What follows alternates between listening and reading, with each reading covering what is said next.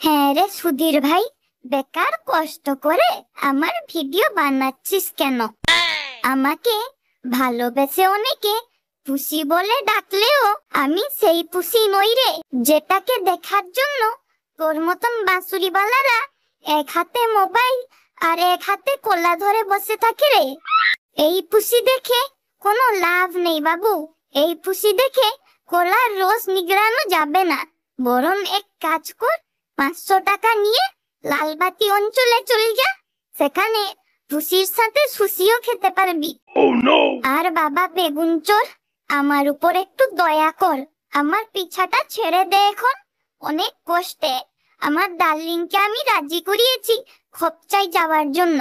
তোর জন্য যদি সেই সুযোগটুকু হাতছাড়া হয় রে বেগুন চোর, তাহলে কসম ভল্লাল দেবের আমার সুন্দর নখগুলো দিয়ে তোর কলায় আমি টেটু বানিয়ে দেব।